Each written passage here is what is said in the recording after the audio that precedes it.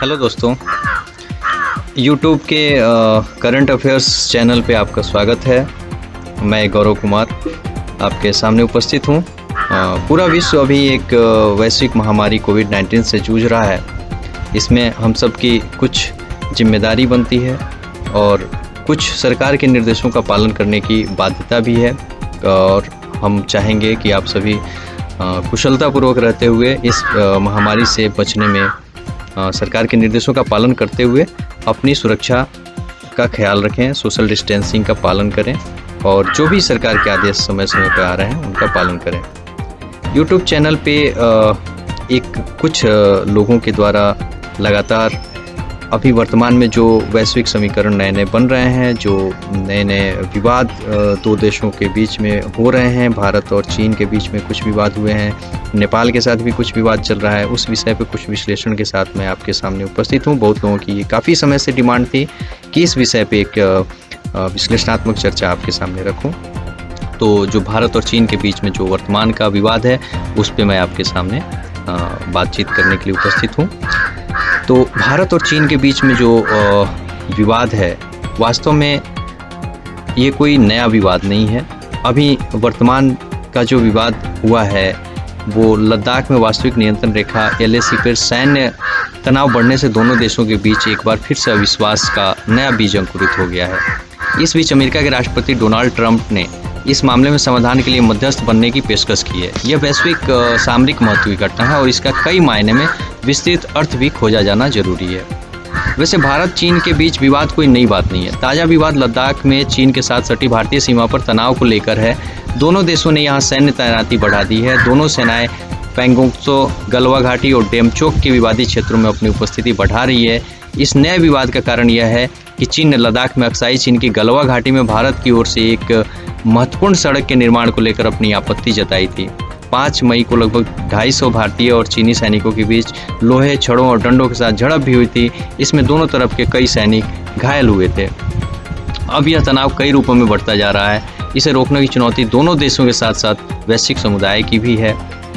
भारत और चीन के बीच विवाद कोई नई बात नहीं है। चूँकि भारत और चीन के बीच 3488 किलोमीटर लंबी सीमा है, किंतु दोनों देशों के बीच इन सीमाओं पर पूरी तरह से सीमांकन नहीं हो पाया है, क्योंकि कई क्षेत्रों को लेकर दोनों देशों के बीच में विवादें हैं। चीन भारत के कई क्षेत्रों पर अपना कब्जा करने का प्रयास करता रहता है। पश्चिमी क्षेत्र में अक्साई चीन पर भारत अपना दावा करता है, जो 1962 के युद्ध के बाद से चीन के कब्जे में है। चीन पूर्वी क्षेत्र में भी अरुणाचल प्रदेश पर अपना दावा करता है। चीन का मानना है कि ये दक्षिणी तिब्बत का हिस्सा है। चीन तिब्बत और अरुणाचल प्रदेश के बीच की मैकमोहन रेखा को भी नहीं मानता। उसका तर्क है कि 1914 में जब अंग्रेज भारत और तिब्बत के प्रतिनिधियों ने ये समझौता किया था तब वो वहाँ मौजूद नहीं था। वास्तव में 1914 में तिब्बत एक स्वतंत्र देश था, किंतु कमजोर था। चीन ने तिब्बत को कभी स्वतंत्र देश नहीं माना। 1950 में चीन ने तिब्बत को पूरी तरह से अपने नियंत्रण में ले लिया था। इन विवादों के कारण दोनों देशों के बीच कभी सीमा निर्धारण पर सहमति नहीं बन पाई, लेकिन दोनों देशों में यथास्थिति बनाए रखने के लिए लाइन ऑफ एक्चुअल कंट्रोल यानी LAC टर्म का इस्तेमाल किया जाता है। लेकिन दोनों देश अपनी अलग अलग लाइन ऑफ एक्चुअल कंट्रोल का दावा भी करते हैं। इस लाइन ऑफ एक्चुअल कंट्रोल पर कई ग्लेशियर, बर्फ के रेगिस्तान, पहाड़ और नदियां भी हैं। ऐसे इलाके में भारत और चीन के सैनिकों के बीच अक्सर तनाव उत्पन्न होते रहते हैं। उदाहरण के लिए देखें तो पश्चिमी क्षेत्र में 134 किलोमीटर लंबी पैंगोंग त्सो झील हिमालय की ऊंचाई पर है। इस झील का 45 किलोमीटर क्षेत्र भारत में है, जबकि 90 किलोमीटर क्षेत्र चीन में है। वास्तविक नियंत्रण रेखा इस झील के बीच से है और पश्चिमी क्षेत्र में चीन से अतिक्रमण के अधिकतर मामले जो होते हैं इसी पैंगोंग त्सो झील के पास होते हैं। इस झील का रणनीतिक महत्व काफ़ी अधिक है, क्योंकि यह झील चुशुल घाटी के रास्ते में आती है। 1962 का जो भारत और चीन के बीच में युद्ध हुआ था उसमें चीन के आक्रमण का प्रमुख केंद्र यही था। इसी तरह से भारत चीन सीमा के निकट गालवन घाटी विवादित क्षेत्र अक्साई चीन में है। यहाँ पर वास्तविक नियंत्रण रेखा अक्साई चीन और भारत को बांटती है। यह घाटी चीन के दक्षिणी शिनजियांग और भारत के लद्दाख तक विस्तृत है। ये क्षेत्र भारत के सामरिक दृष्टि से अत्यंत महत्वपूर्ण है, क्योंकि यह पाकिस्तान, चीन के शिनजियांग और लद्दाख की सीमा के साथ जुड़ा हुआ है। भारत चीन युद्ध के दौरान गालवन नदी का यह क्षेत्र एक प्रमुख केंद्र था। चीन गालवन घाटी में भारत के निर्माण कार्य को गैर कानूनी बताता है, जबकि खुद वहां पहले से सैन्य निर्माण कार्य कर चुका है। भारत चीन के बीच विवाद का एक अन्य क्षेत्र डोकलाम भी है, जहां 2017 में भारत और चीन के बीच में काफ़ी विवाद जो हुआ था, जो 70-80 दिन तक चला था, और उस एक बातचीत के जरिए इसका समाधान किया जा सका, इसको सुलझाया जा सका। यहाँ भी विवाद का कारण चीन के सड़क निर्माण का भारत द्वारा विरोध किया जाना था। हालांकि डोकलाम चीन और भूटान के बीच का विवाद है, लेकिन सिक्किम सीमा के नज़दीक होने के कारण भारत के लिए यह महत्वपूर्ण है। यदि चीन डोकलाम में सड़क बना लेता है तब भारत का उत्तर पूर्वी राज्यों को देश से जोड़ने वाली 20 किलोमीटर चौड़ी जो कड़ी है, जिसे चिकेन्स नाम से भी जाना जाता है, उस पर चीन की पहुंच बढ़ जाती। और भारत इस इलाके पर भूटान के दावे का समर्थन भी इसी कारण करता है। भारत चीन विवाद का एक अन्य क्षेत्र है तवांग। चीन तवांग को तिब्बत का हिस्सा मानता है। 1914 में जब ब्रिटिश भारत और तिब्बत के प्रतिनिधियों के बीच जो समझौता हुआ था, तब अरुणाचल प्रदेश के उत्तरी हिस्से तवांग और दक्षिणी हिस्से को भारत का हिस्सा मान लिया गया था। 1962 में भारत चीन युद्ध के दौरान चीन ने तवांग पर कब्जा कर लिया था, लेकिन चूंकि अरुणाचल प्रदेश की भौगोलिक स्थिति भारत के पक्ष में है, इसलिए चीन को युद्ध में जीत के बावजूद भी तवांग से पीछे हटना पड़ा।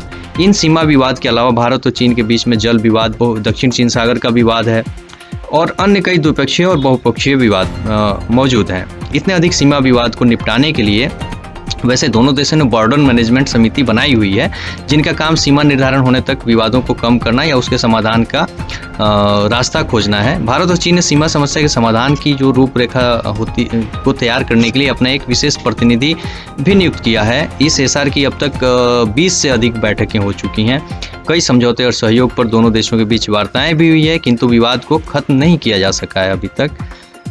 भारत चीन संबंधों में कई उतार चढ़ाव आते रहे हैं। भारत चीन के संबंधों में प्रगाढ़ता शुरुआत में नहीं थी, क्योंकि भारत के स्वतंत्रता के बाद जो भारत के प्रथम प्रधानमंत्री थे पंडित जवाहरलाल नेहरू जी ने, वो चीन की भावना के प्रतिकूल एक स्वतंत्र तिब्बत राष्ट्र के पक्ष में थे।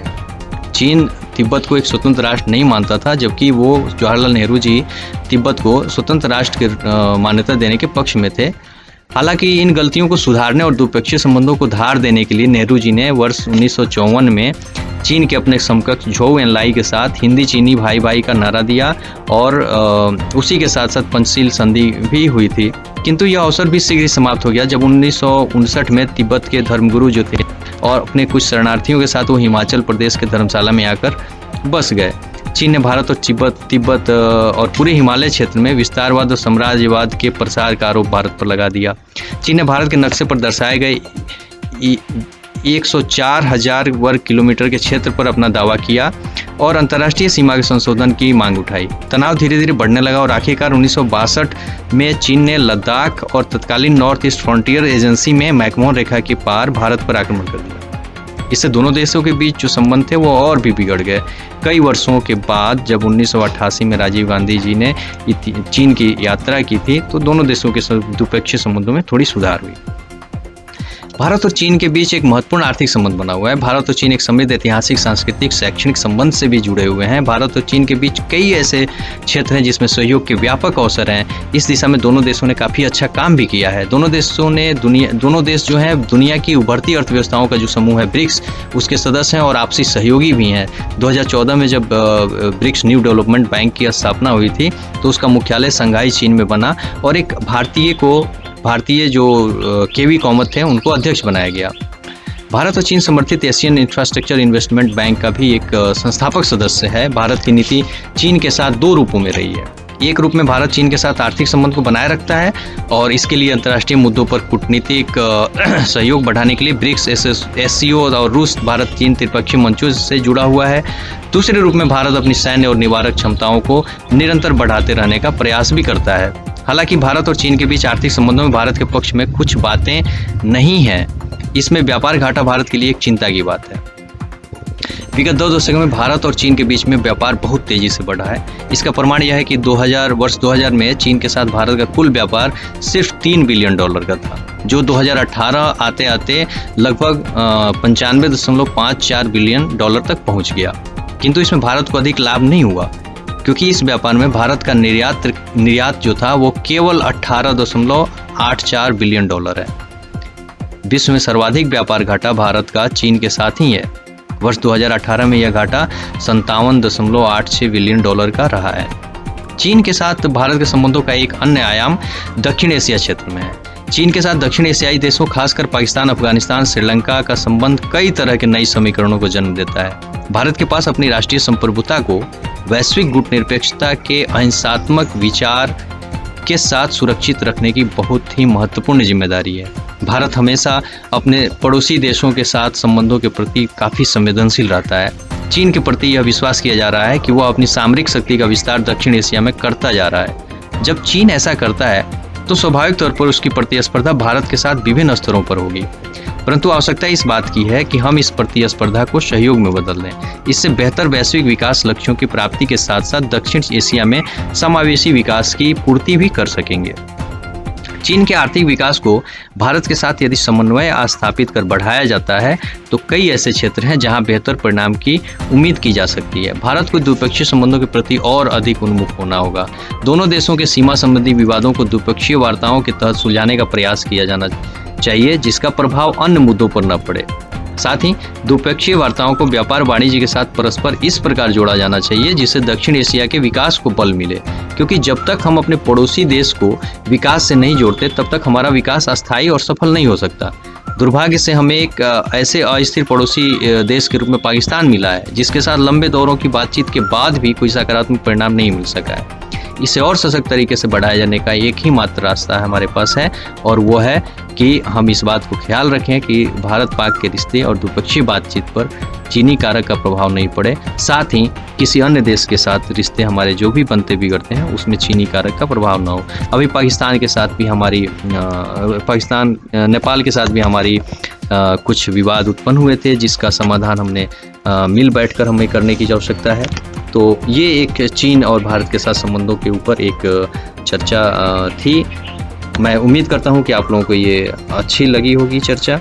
एक विश्लेषणात्मक जो मेरी समझ है मैंने आप लोगों के समक्ष रखा। मैंने थोड़ा तेज़ी में इस चीज़ को रखा क्योंकि बहुत लंबा मैं इसे नहीं बनाना चाहता था। तो और भी विषयों पर अगर आप चाहते हैं कि आपके सामने कुछ जानकारी रखी जाए तो आप हमें इस चैनल पे आप हमें पोस्ट कमेंट कर सकते हैं, और अपनी जिज्ञासा अगर इस विषय में कुछ मैं अगर छूट गया हो मेरे से या कोई और चीज़ें मैंने नहीं जोड़ पाई हो तो आप मुझे ज़रूर बताएं। मैं उसको अगले संस्करण में इसको जोड़कर इसको उचित रूप में प्रस्तुत करने का प्रयास करूँगा। Thank you.